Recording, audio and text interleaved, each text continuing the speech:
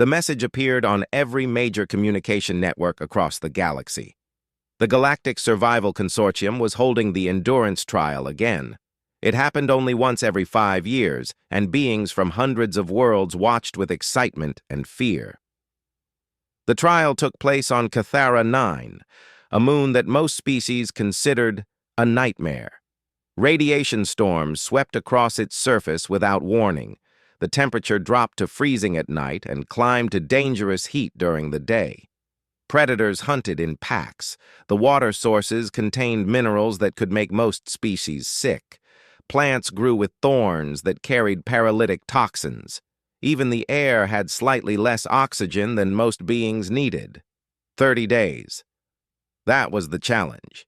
Survive alone for 30 days on Cathara 9. No team support.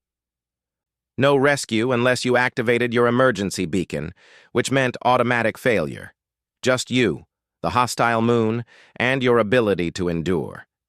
In the 300 years since the trial began, only 42 beings had completed it. 3 species had never lost a contestant who finished: the Velkari, who planned everything with mathematical precision, the Prithians, who built technology for every possible problem, and the Zeth, who could adapt their biology to harsh environments. The preparation facility buzzed with activity. 5 contestants had registered this year. News crews from a dozen worlds pointed cameras at each participant. Analysts discussed their chances. Betting pools calculated odds. Commander Vera Chen walked through the facility in her standard Earth exploration uniform. Her dark hair was pulled back in a practical bun. Her boots were worn but well-maintained. She carried a small pack that looked almost empty compared to what the other contestants brought. The aliens stared.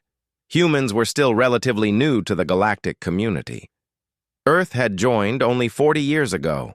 Most species knew humans as friendly traders and curious explorers, but not as survival experts. Earth was a decent planet, not too hot, not too cold, plenty of water. Nothing like Cathara 9. "Is that the human?" A Prithian reporter buzzed to her colleague. "She looks so soft. No armor plating, no secondary respiratory system. How does she expect to survive?" Vera pretended not to hear. She had heard similar comments for weeks since registering. Let them doubt. Doubt was useful. It meant they would underestimate her. The equipment distribution ceremony took place in a large hall. Each contestant stood at a station where officials had laid out the standard survival kit. 47 items, developed and refined over centuries. The consortium's best scientists had analyzed every danger on Cathara 9 and created solutions. Item 1. Atmospheric processor. It would supplement oxygen and filter out toxic particles. Item 2. Nanofabricator. It could create basic tools and supplies from raw materials. Item 3. Climate shelter. It deployed automatically and maintained comfortable temperature. Item 4. Medical pod. It could heal injuries, treat infections, and monitor vital signs. The list continued. Water purification system, nutrient synthesizer, emergency beacon, thermal clothing, radiation shield generator, scanning equipment, energy cells, defensive drone, fire starting device, communication recorder.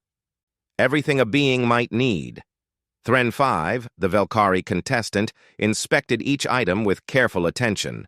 Their species loved order and preparation. Thren 5 had spent 6 months studying the equipment and creating backup plans for every scenario. Zix, the Prythean, was already integrating some items with their cybernetic implants. Prytheans believed technology was the answer to every problem. Zix had modified their body over the years, adding ports and processors to better interface with machines. 2 other contestants, a Haruk warrior and a Selkeen navigator, checked their equipment with professional efficiency. Both had survival training from their military services. Then, everyone's attention turned to Vera. She stood at her station, looking at the 47 items spread across the table. She picked up the atmospheric processor, feeling its weight. She examined the nanofabricator's controls. She tested the activation button on the climate shelter. An official approached her. His name was Coordinator Ven, a senior Velkari who had administered the trial for 50 years. "Commander Chen, you have 1 hour to familiarize yourself with the equipment. I recommend paying special attention to the medical pod and emergency beacon. These items have saved many lives." "I appreciate that," Vera said. Her voice was calm, almost casual. "But I won't be taking the kit." The hall went silent. Every conversation stopped. Camera drones swiveled toward her. "I'm sorry." Ven's translator struggled with his confusion. "You won't be taking the equipment?" "That's right." Vera reached to her belt and pulled out a knife.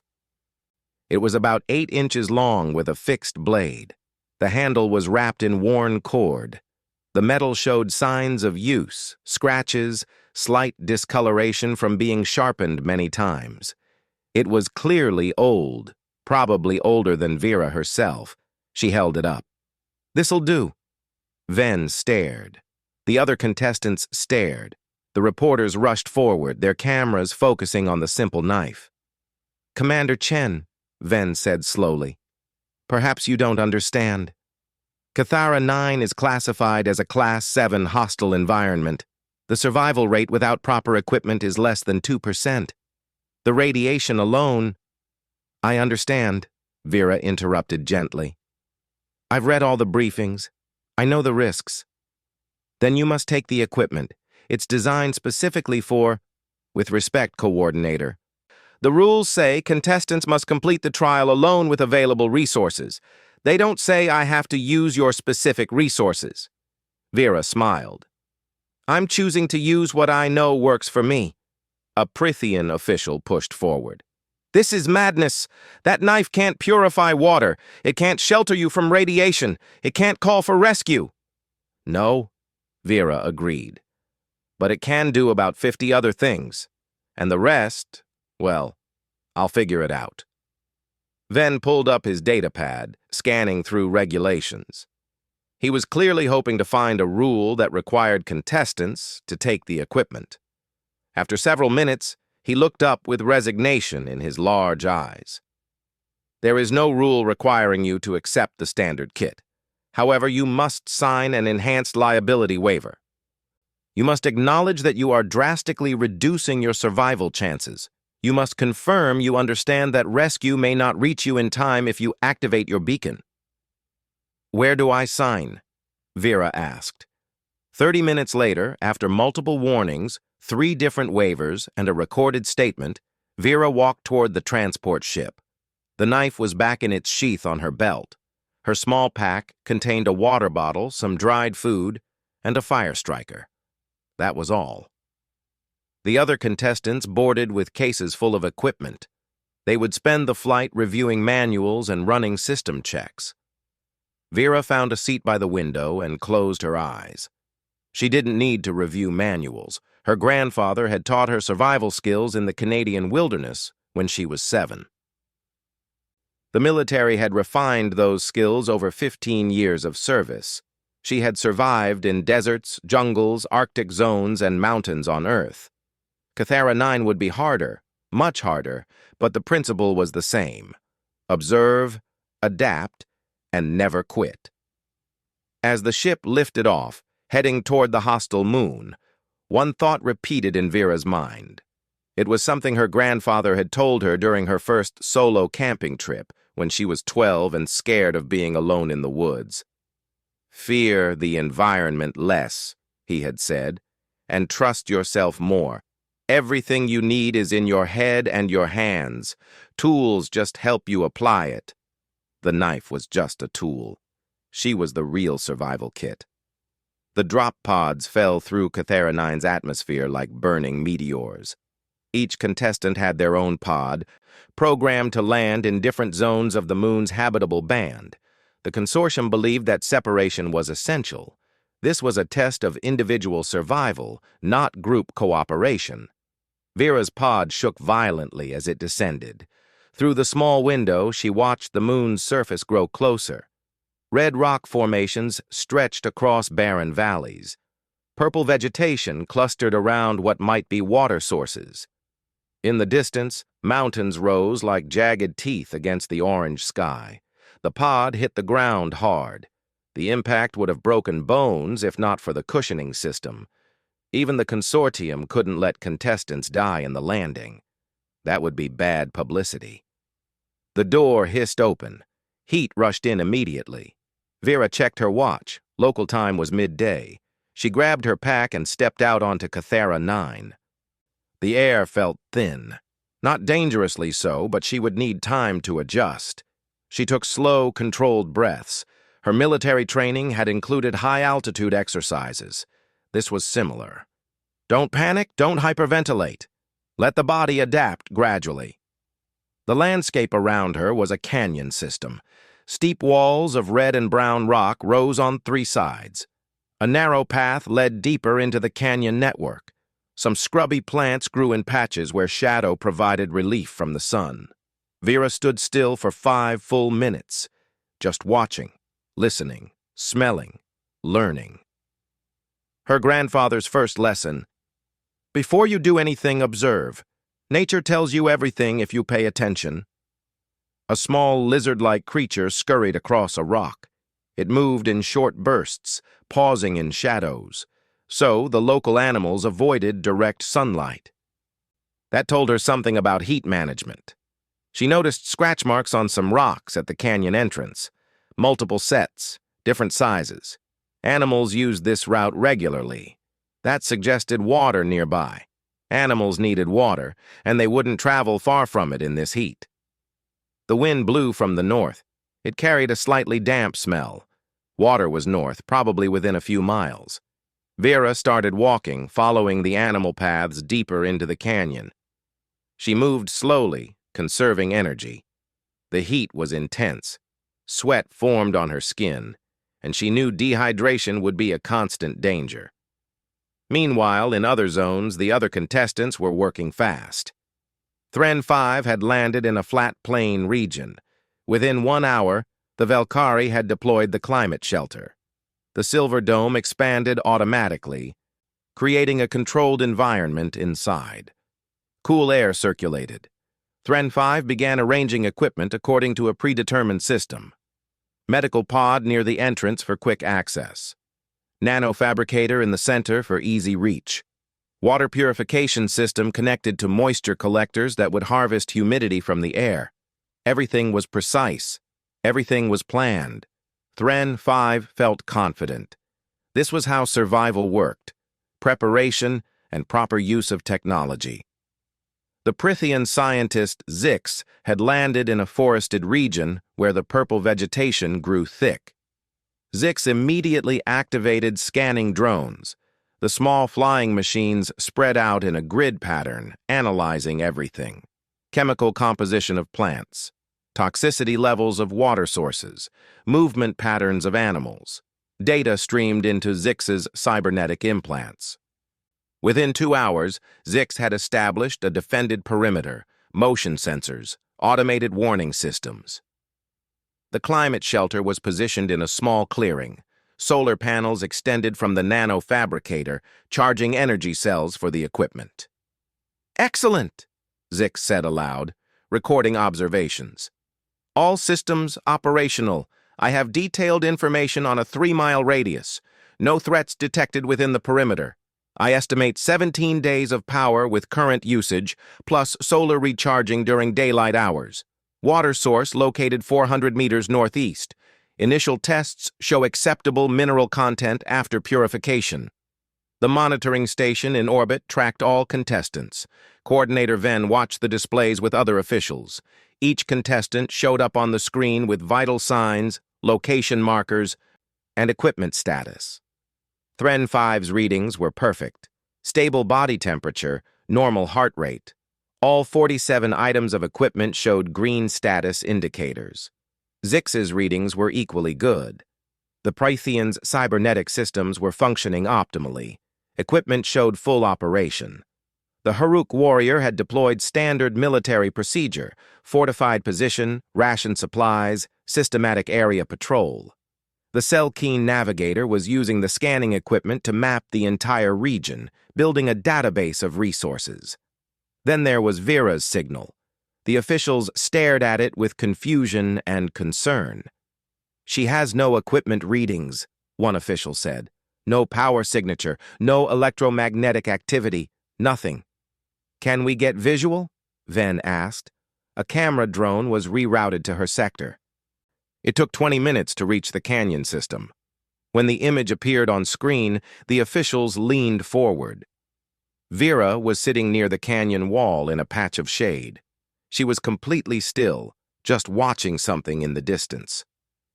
"What is she doing?" a young Prythian observer asked. "Just sitting. She needs to build shelter. The night temperature will drop below freezing in 7 hours. "Wait," Ven said. He enhanced the image. "She's watching those small animals, the ones that look like our monitors on Velkara Prime." They watched as Vera remained motionless for another 30 minutes. Then she stood, slowly, and followed one of the animals. It led her to a crack in the canyon wall where water seeped from the rock. The animal drank, then disappeared into a crevice. Vera approached the water. She didn't immediately drink. Instead, she observed the area. Plant life was healthier here, more animal tracks. She found droppings from several different creatures. Good sign.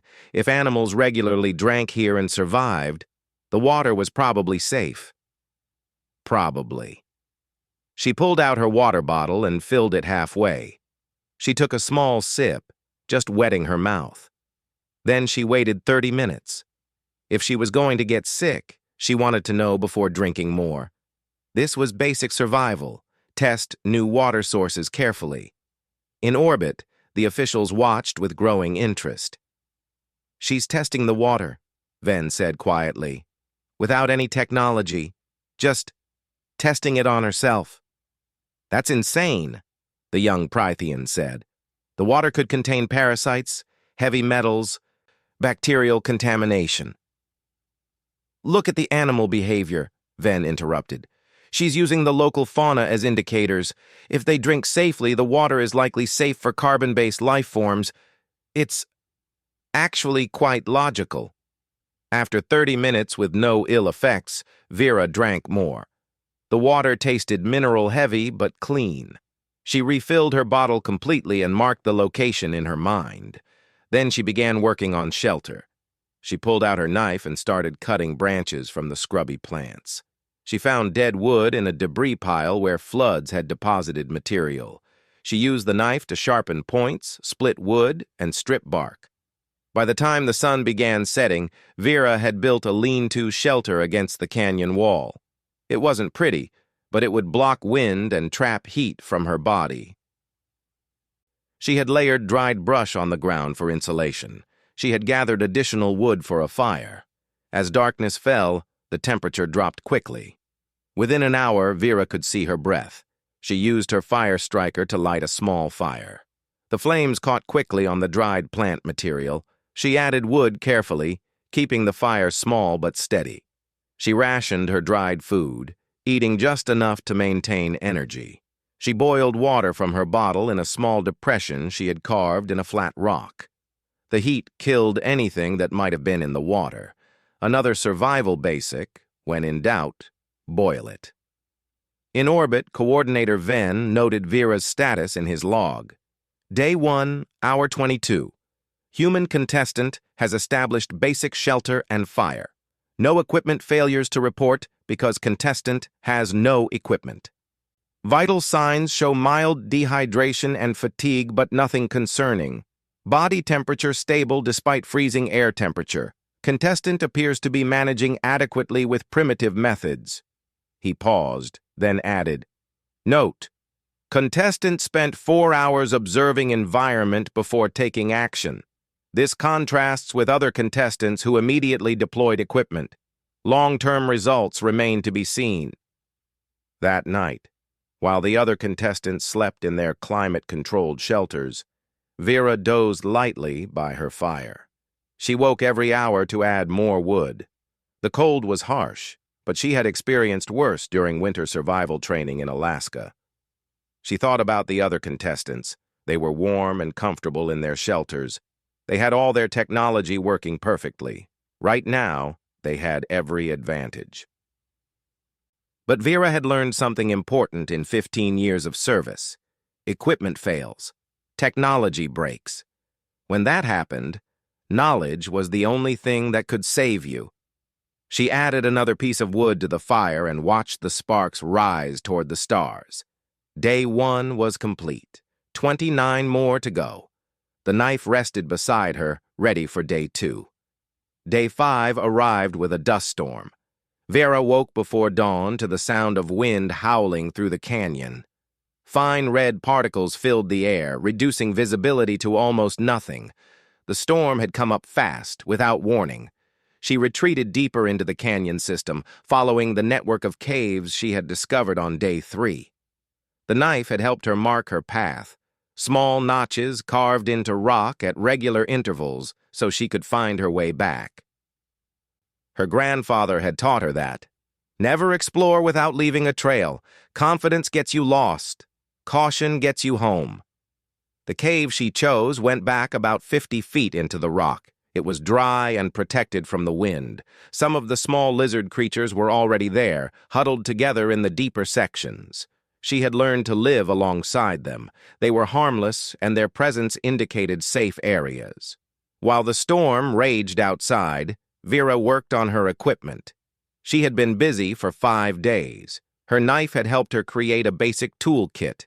Sharp stone edges for cutting, fashioned by striking rocks together at the right angle. Bone needles from the remains of a 6-legged rabbit thing she had trapped on day 4. The trap itself was a simple snare made from plant fibers she had twisted into cord. It had taken 6 hours to make enough cord, but now she had about 30 feet of it. Useful for many things. She had also made a better water container from a section of thick plant stem that was naturally hollow. It held more than her original bottle. She had sealed the ends with tree sap heated over her fire. The rabbit thing had been her first real meal on Cathara 9. She had watched the creatures for 2 days, learning their patterns. They came out at dawn and dusk. They followed specific trails. They paused at certain rocks to check for predators. Once she understood their behavior, trapping one was straightforward. The meat had been strange, more purple than red, but it cooked well over her fire. She had eaten half and spent hours smoking the rest over low flames. Smoked meat would last for days without spoiling. Another lesson from her grandfather's teachings. In orbit, the monitoring station was buzzing with activity. The dust storm had caught everyone's attention. Thren 5's climate shelter was holding perfectly. The structure's shields kept out the dust. Internal air recyclers maintained clean atmosphere. The Velkari sat inside, reviewing supply inventories and adjusting ration schedules. Everything according to plan. Zix had recalled the scanning drones when the storm started. The delicate instruments could be damaged by the abrasive dust. The Prothean's shelter was also secure. Zix spent the time analyzing collected data, building detailed models of the local ecosystem. But the HFY warrior was in trouble. Something had damaged his climate shelter on day 3, possibly one of the local predators testing the structure. The damage was minor, just a small puncture in the outer shell, but now the dust was getting inside. The HFY warrior had sealed it with repair tape from the kit, but the shelter's effectiveness was reduced. He spent the storm filtering dust from his breathing mask manually, which was exhausting work. The Selkie navigator was having a different problem. The nano-fabricator had malfunctioned. The local minerals contained unexpected compounds that clogged the fabrication system. It wasn't critical yet. The navigator still had other equipment, but it was concerning. The nano-fabricator was supposed to be reliable. Its failure had never been factored into the survival calculations. Then there was Vera. The officials watched her heat signature in the cave, stable and unmoving. "She has no protection from the dust," a young official said. "If she went outside—" "She's not outside," Ven said. She found shelter, natural shelter. The caves in that sector are stable formations. She's perfectly safe there. But for how long? The storm could last days. Ven pulled up geological data. The caves have water seepage. She found that source on day 2. She has food. We observed her trap and smoke meat yesterday. She can wait out the storm indefinitely. She got lucky, the young official insisted. Did she? Ven tilted his head, a Velkari gesture of consideration. Or did she choose her landing zone wisely? Look at the terrain analysis. The canyon system provides natural shelter, water sources, and protection from the worst weather. The open plains where Thren 5 landed are easier for setting up equipment, but offer no natural advantages. The forest where Zix landed has resources, but also more dangerous predators. The humans studied the terrain data before the drop and chose the canyon deliberately. The storm lasted 3 days. When it finally cleared on day 8, the monitoring station assessed all contestants. Thren 5. All systems functional. Supplies at 84%. No injuries. Status, excellent. Zix. All systems functional. Supplies at 79%. No injuries. Status, excellent. Harak Warrior. Climate shelter compromised. Supplies at 72%. Minor respiratory irritation from dust exposure. Status, fair. Selkeen Navigator. Nanofabricator offline. Other systems functional. Supplies at 81%. No injuries. Status, good. Vera Chen. No equipment status to report. Vital signs, normal. No injuries detected. Status, unknown. Contestant off-grid. Ven had an idea. He sent a camera drone to do a close pass of Vera's camp. What he saw made him call the other officials to watch. Vera had been busy during the storm. Her camp was no longer just a simple lean-to. She had built a more permanent shelter using rocks, mud, and branches. The structure was set back in an alcove of the canyon wall, protected from wind. A small fire pit sat in front with rocks arranged for cooking and heat reflection. But it was the other items that caught attention. Drying racks made from branches held strips of meat and some kind of plant material. A framework of sticks held what looked like a water catchment system, large leaves positioned to funnel rainwater into her containers. The area was organized efficiently. Tools hung from rock projections. Firewood was stacked neatly. Everything had a place. She's not just surviving, Ven said quietly. She's settling, making herself comfortable. On screen, Vera emerged from her shelter. She checked the drying meat, rotating some pieces. She added water to her fire pit and dropped in some plants she had collected, making tea or soup perhaps. Then she sat down in the morning sun and began working on something with her hands. The camera zoomed in. She was making a basket, weaving thin plant fibers together in a complex pattern. Why? The young official asked. Why make a basket? The equipment kit has storage containers. She doesn't have the equipment kit, Ven reminded him. She needs ways to carry and store things, so she makes them. But it's so slow, so inefficient.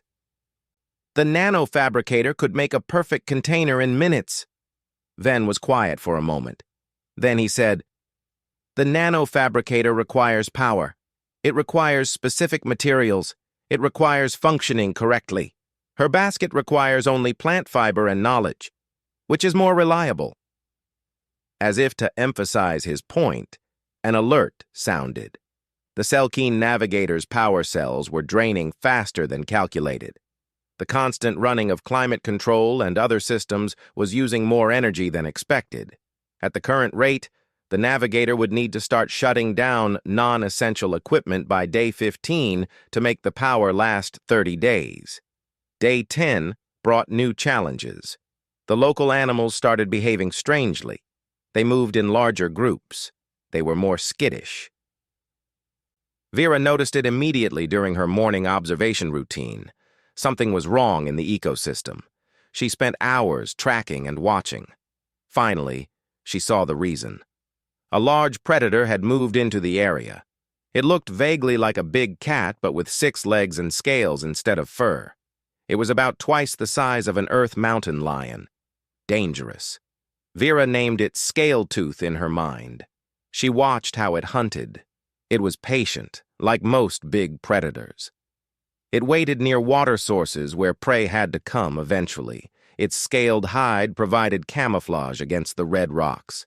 She adjusted her patterns immediately. No more routine trips to the water source at the same times. Vary the schedule, use different paths, stay alert. She also improved her camp's defensibility. She arranged thorn bushes around the sleeping area. She set up noisemakers, rocks balanced carefully so animals would knock them over and alert her. Simple tricks, but effective. In the forest zone, Zix had also detected large predators.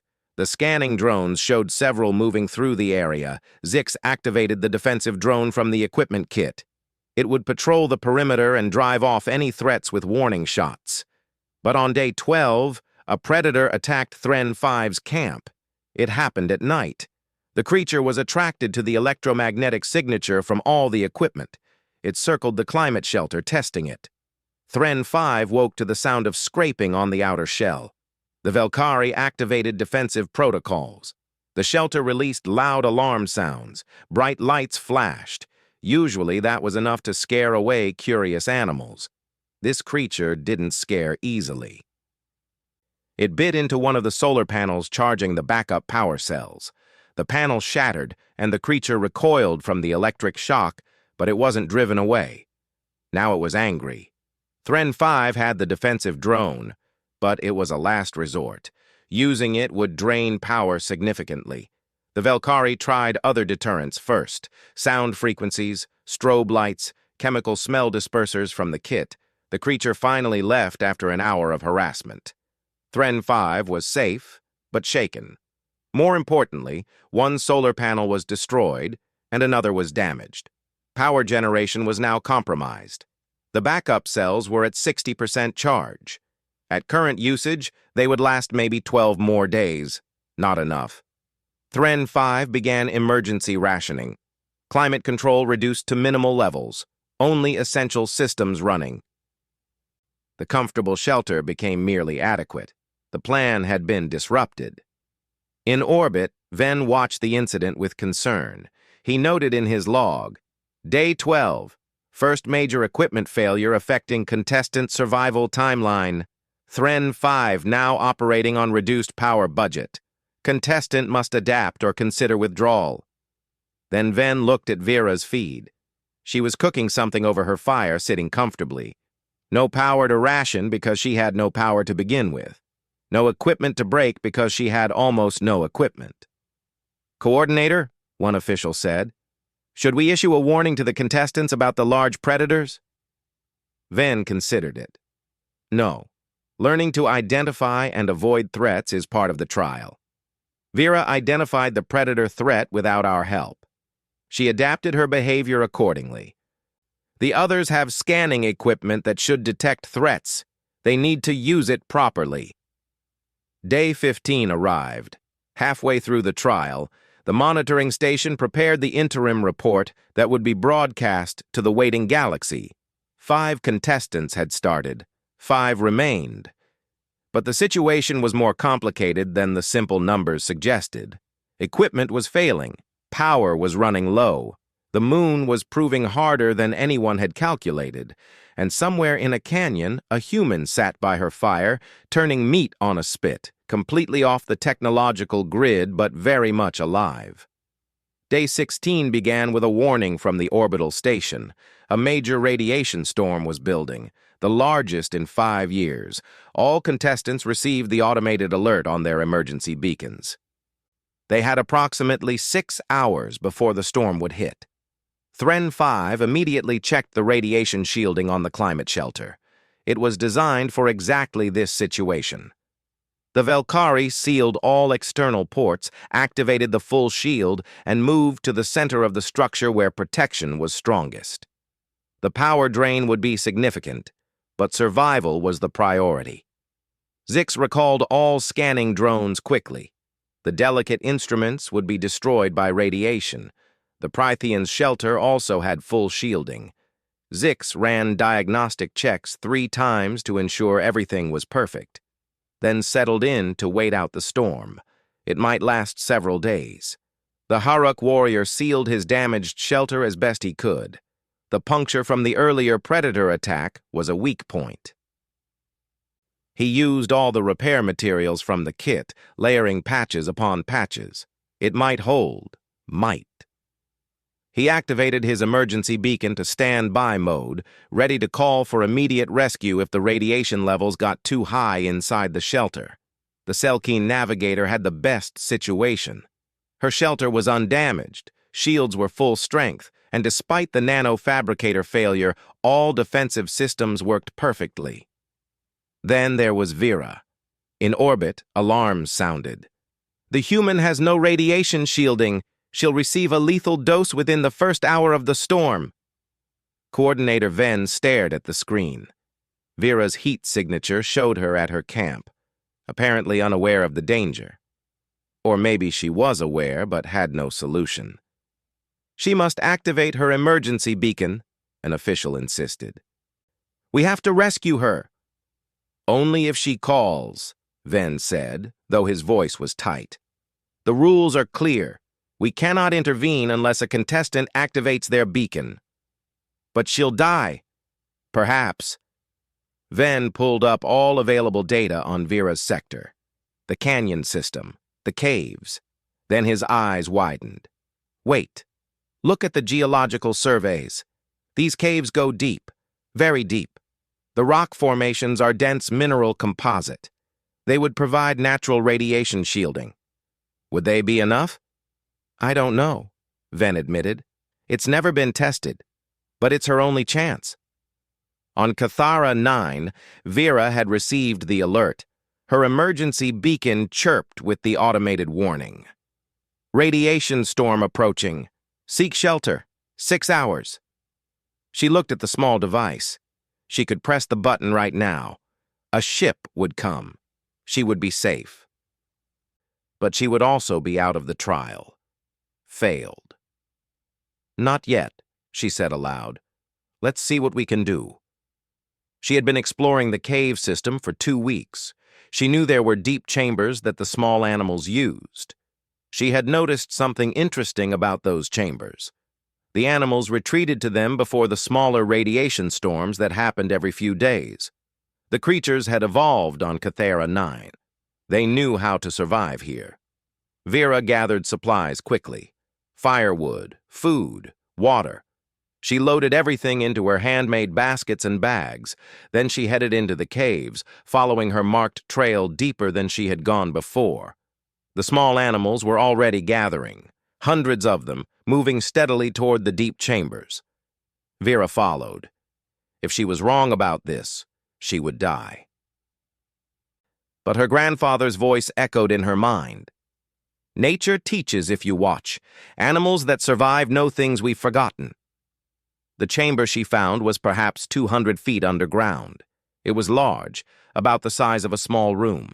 The animals clustered together in family groups around the edges. There was a small pool of water where underground seepage collected. The air was cool but breathable. Vera set up a minimal camp. Small fire for light and warmth, carefully managed so smoke would drift through the natural ventilation cracks. She laid out her supplies. Then she settled in to wait. In orbit, her heat signature vanished from surface scans. "Where is she?" an official asked frantically. Ven adjusted the sensors, trying to penetrate deeper. "Underground, she's gone deep underground. We're barely getting a reading." "The caves?" "Must be." Ven consulted the data again. "If she's in the lower chambers, and if the rock density is sufficient, she might survive, but we won't know until after the storm passes." The radiation storm hit like an invisible hammer. On the surface, radiation levels spiked to lethal intensity. The storm would kill any unprotected life within minutes. Inside their shelters, the other contestants watched their monitors. Radiation levels outside climbed higher and higher. Their shields held, but the power drain was enormous. Every hour that passed consumed energy they couldn't spare. Thren 5 ran continuous calculations, power cells at 40%, storm duration estimated at 70 hours. At current consumption, power would fail at hour 62, 8 hours short. The Velkari would need to reduce shielding before the storm ended. How much radiation exposure was acceptable? What were the survival odds with partial shielding? For the first time since the trial began, Thren 5 felt genuine fear. The equipment was failing. The carefully calculated plans had not accounted for this intensity of storm. Mathematics was showing an unpleasant truth. The numbers didn't work anymore. The Huruk warriors' shelter held for 30 hours. Then the patches on the puncture began failing. Radiation leaked through. The warrior's emergency beacon was in hand, finger on the button. Pride warred with survival instinct. A warrior did not give up, but a warrior also recognized when a battle was lost. On hour 32, the Huruk warrior activated the beacon. The rescue ship arrived within 40 minutes. Fighting through the storm. The warrior was evacuated, alive but failing. 4 contestants remained. In the deep cave, Vera sat by her small fire. The radiation couldn't reach this far underground. The rock was too dense. She had been right. The animals knew what they were doing. She used the time productively. She improved her tools. She practiced starting fires with various materials. She even slept well, knowing she was safe. On day 19, the storm finally ended. The radiation levels dropped to normal. The remaining contestants began emerging from their shelters. Thren 5 had survived, but barely. The power cells were at 3%. The climate control was offline. Life support was minimal. The Velkari stepped outside and felt the harsh temperature for the first time. It was an unpleasant shock. Without climate control, the shelter was just an empty shell. Thren 5 would need to manage temperature manually now. That meant staying in shade during the day, huddling for warmth at night, suffering discomfort. This was not the plan. Zix had fared better. The Prithians' power management had been more efficient. Cells were at 18%, but 18% wouldn't last 11 more days with full operations. Zix began the difficult process of choosing what to shut down. The scanning drones, the defensive systems, the climate control. Each choice increased risk. The Selkeen navigator was in the best position. Power at 24%. All essential systems still running. She could make it to day 30 if nothing else went wrong. Then Vera emerged from the caves. She walked into the sunlight, stretched, and looked around. The storm had changed the landscape slightly. New dust patterns. Some plants were damaged, but her camp was fine. The canyon walls had protected it. She added wood to her fire pit and started heating water. Just another day. In orbit, Ven watched all of this with growing amazement. He began writing his observations for the official report. The human contestant continues to demonstrate unprecedented adaptation. While other contestants struggled with equipment failures and power management, the human experienced no equipment failures because she has no equipment to fail. The radiation storm forced all shielded contestants to their limits. The human avoided the radiation entirely through environmental knowledge and behavioral mimicry of local fauna. Traditional survival metrics may not apply to this contestant. Day 21 brought the next crisis. A pack predator found Thren 5's camp. Not the solitary scale-tooth that Vera had observed, but pack hunters. 6 of them, each about the size of a large dog but with sharp spines and pack coordination. They came at dawn. Thren 5's defensive drone activated immediately, firing warning shots. But the drone was running on minimal power. The shots were weaker than designed. The predators were startled, but not driven away. They began testing the perimeter. One would dash forward while the others watched. Learning, adapting. They had probably never seen a defensive drone before, but they were smart enough to probe its limits. Thren 5 tried all the deterrents. Sounds, lights, smells. Nothing worked for long. The predators were hungry and persistent. The standoff lasted for hours. Then one predator found the damaged solar panel. It bit into the already broken equipment. The drone fired at it, and the predator yelped and retreated. But now the pack knew the drone was a threat. They changed tactics. Two predators created a distraction on one side while the others circled around. The drone couldn't cover all angles. One predator got close to the shelter, then another. They began clawing at the structure, testing its strength. Thren 5 made a decision. The Velkari activated the emergency beacon. "This is contestant Thren 5, requesting immediate extraction. I am under attack. Shelter is compromised. Repeat. Requesting extraction." The rescue ship was there in 20 minutes. The predators scattered at its approach. Thren 5 was lifted to safety. Uninjured but defeated. 3 contestants remained. Vera heard the rescue ship pass over her canyon. She looked up, watching it disappear toward the horizon. Someone else was out. The competition was getting smaller. She returned to her work. She had been making a better water filter using sand, charcoal from her fire, and plant fibers. The water from the seep was safe, but she liked being thorough. Clean water meant staying healthy. Staying healthy meant surviving. That night, Vera sat by her fire and thought about the other contestants. They had started with every advantage: 47 items of advanced technology, equipment designed by the smartest minds in the galaxy. Yet 2 had already withdrawn. She looked at her knife, reflecting firelight. The blade was worn from constant use. She had sharpened it a dozen times. It had helped her make every tool she now owned. It had helped her feed herself. It had helped her mark paths and build shelter. But the knife was just metal. The real tools were in her head. Knowledge passed from her grandfather, skills honed through training, the ability to observe and adapt, the stubborn refusal to quit when things got hard. "That'll do," she said softly, repeating her words from the beginning. "Yeah, that'll do just fine." Above her, stars filled the sky. Somewhere up there, people were watching, betting on who would finish, analyzing her chances. She smiled. Let them analyze. She had 9 days left. She would make it, not because she had the best equipment, but because she had learned the most important lesson her grandfather had taught her. Everything you need is already inside you. Tools just help you express it. Day 25 arrived with clear skies and moderate temperatures. 3 contestants remained: Zix, the Prythian, the Selkeen navigator, and Vera Chen. In the orbital monitoring station, analysts were running constant projections. The galaxy was watching with unprecedented interest. This trial had become something unexpected. Equipment failures, early withdrawals, and a human who was surviving with almost nothing. Zix's situation was deteriorating. Power cells were at 9%.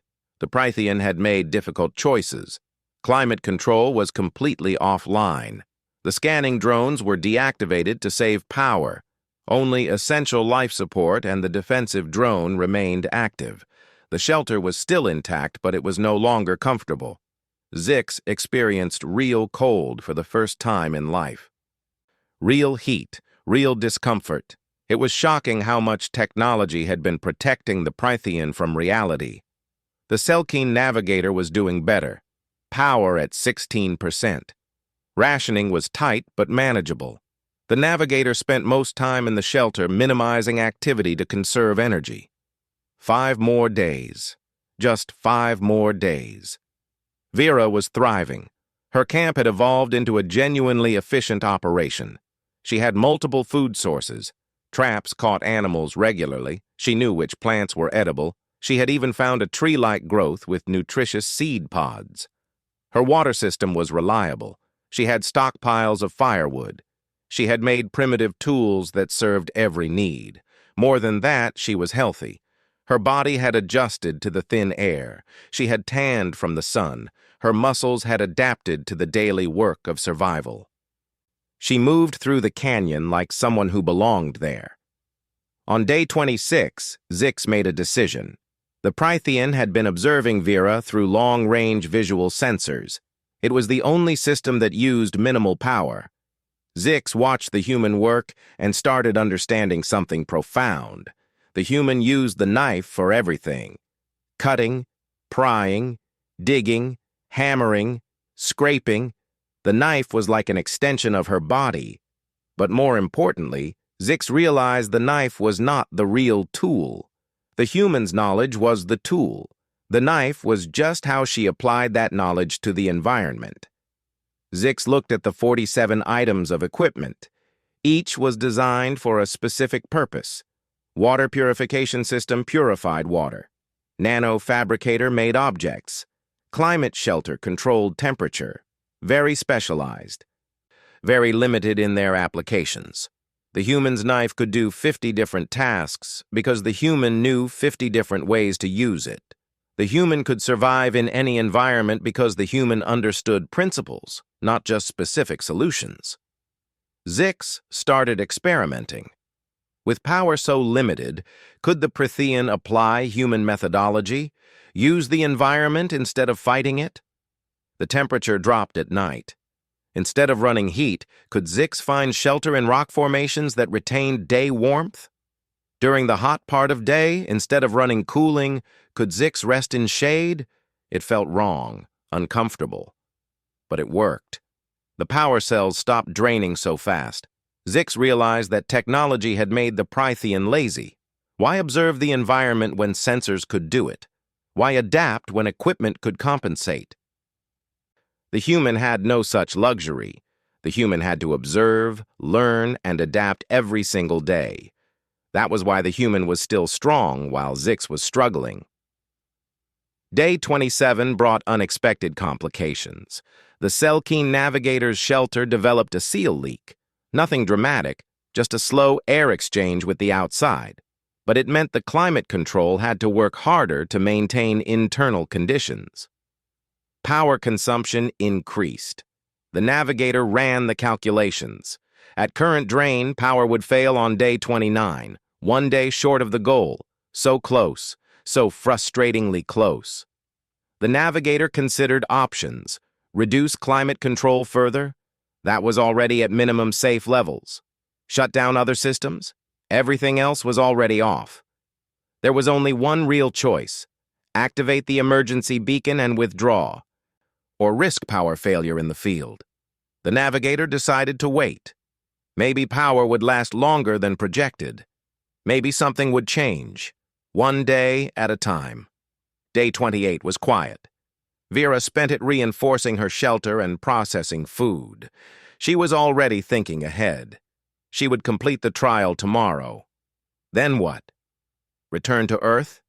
Continue exploring the galaxy? She had proven something here, though she wasn't quite sure what. That evening, she sat by her fire and thought about her grandfather. He had died 5 years ago, peacefully in his sleep at 93.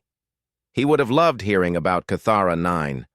He would have laughed at the other contestants with their fancy equipment. He would have nodded approvingly at her knife work. "Thanks, Grandpa," she said quietly to the stars. "Everything you taught me." It all mattered. In orbit, Coordinator Ven was preparing the final reports. Tomorrow was day 30, extraction day. How many would finish? His analysis said 2 would definitely make it, Vera Chen and probably the Selkeen navigator. Zix was uncertain. The Prythian's power might last or might fail in the final hours. But something else bothered Ven. He had been reviewing centuries of trial data, success rates, completion statistics, contestant performance metrics. A pattern was emerging that he hadn't expected. Species with the most advanced technology had the highest withdrawal rates. Species that relied heavily on equipment tended to fail when that equipment malfunctioned. But species with strong cultural traditions of primitive survival skills, even if they also used advanced technology, performed better. The humans were new to the galaxy. Their technology was still developing. But their cultural memory included countless generations of pure survival. Humans had lived through ice ages with nothing but fire and stone tools. They had crossed oceans in wooden boats. They had survived on every continent of their planet, in every climate, with primitive means. That knowledge was still in them, buried under modern civilization, perhaps, but still there. This human, Vera Chen, had learned from her grandfather, who had learned from his parents, going back through generations. An unbroken chain of survival knowledge. Maybe, Ven thought, the consortium had been measuring survival wrong. Maybe the number of items in the survival kit didn't matter as much as the knowledge in the contestant's mind. Day 29 dawned with the most beautiful sunrise Vera had seen on Cathara 9. Orange and purple light painted the canyon walls. She stood outside her shelter, breathing the thin air, feeling grateful to be alive. One more day. Just one more day. She spent the morning organizing her camp. She was allowed to take personal items when she left. She decided to take some of her handmade tools, souvenirs of her time here, proof of what she had accomplished. That afternoon, something unexpected happened. She heard a sound in the distance, a rhythmic noise. After a moment, she identified it, a Velkari distress call. But there were no Velkari contestants left in the trial. Thren 5 had withdrawn days ago. Vera grabbed her knife and moved toward the sound. It was coming from outside her usual territory, deeper into the canyon system. She moved carefully, staying alert for predators. After 20 minutes, she found the source, a supply cache. The consortium maintained emergency supplies at various points on Cathara 9. This one had been damaged by the radiation storm. Its beacon was malfunctioning, broadcasting the distress call on repeat. But that wasn't what stopped Vera. Next to the supply cache was a person, Zix. The Prythian was collapsed on the ground, barely conscious. Vera rushed forward. "Hey, are you okay? What happened?" Zix's translator crackled weakly. "Power. Failed. Shelter systems. Offline. I tried to reach extraction point early. Couldn't make it." Vera assessed the situation quickly. The Prythian was suffering from exposure. Too cold last night, too hot today, probably dehydrated, definitely exhausted. Zix had pushed too hard with no energy reserves left. "Where's your emergency beacon?" Vera asked. "Don't have power to activate it," Zix whispered. Of course. The beacon needed power from the contestants' equipment. With Zix's system dead, the beacon was useless.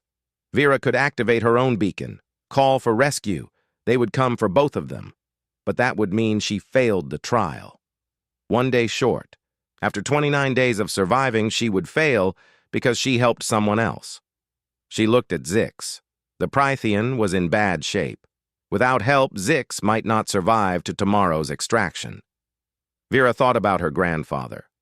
What would he do? But she already knew the answer. He had always said that surviving alone wasn't really surviving. Humanity survived because they helped each other. Because they formed communities, because they refused to leave people behind. "All right," Vera said. "Let's get you to my camp. Can you walk if I help?" "You should call rescue. You'll fail." "Yeah, probably.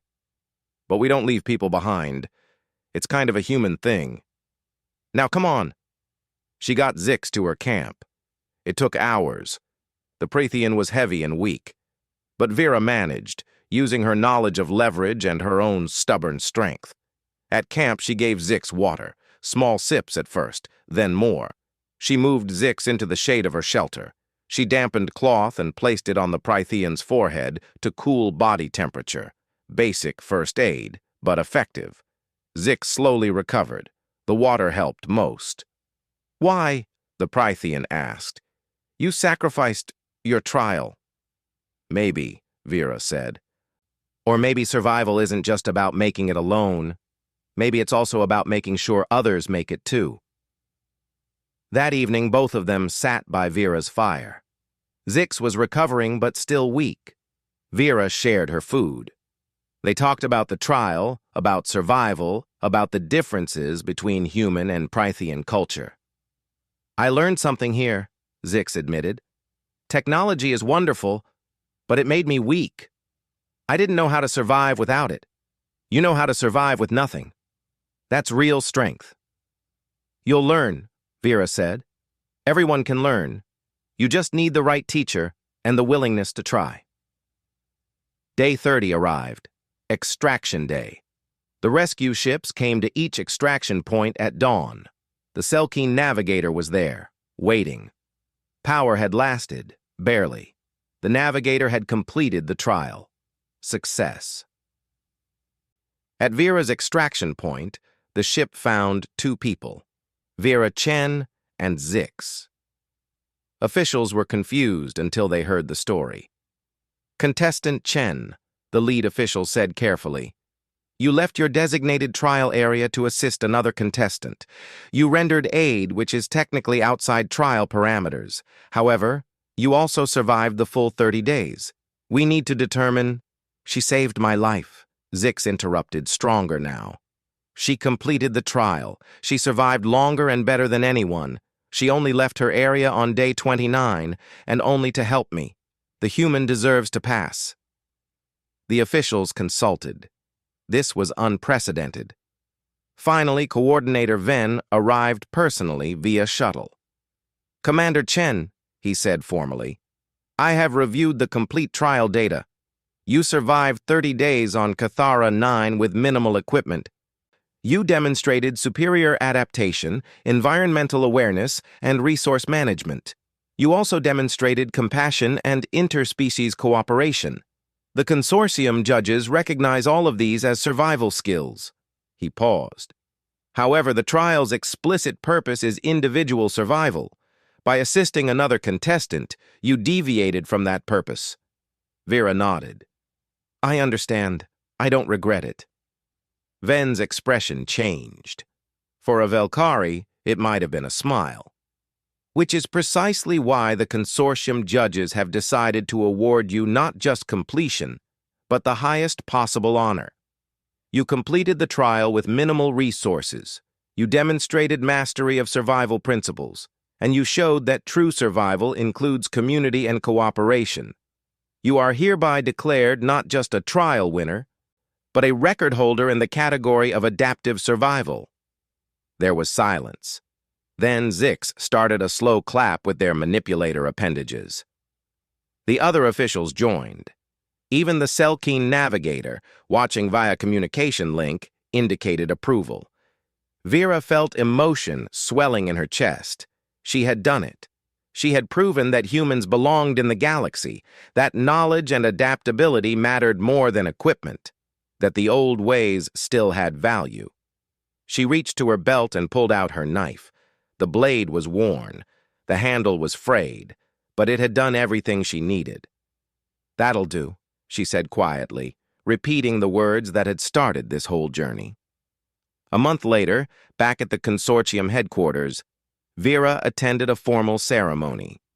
The Selkine navigator was there, officially recognized as a trial finisher. Zix was there, recovered and healthy. The Prythian had requested to study human survival techniques formally. Thren 5 was also present. The Velkari had not finished the trial but wanted to attend the ceremony. I learned that my planning was too rigid, Thren 5 admitted to Vera. I planned for the expected but not the unexpected. You taught me that adaptability is more valuable than detailed plans. During her speech, Vera held up her grandfather's knife. This knife belonged to my grandfather, she said. He taught me that tools don't make you survive. Knowledge makes you survive. Tools just help you apply that knowledge. The consortium's survival kit has 47 items because you identified 47 types of needs.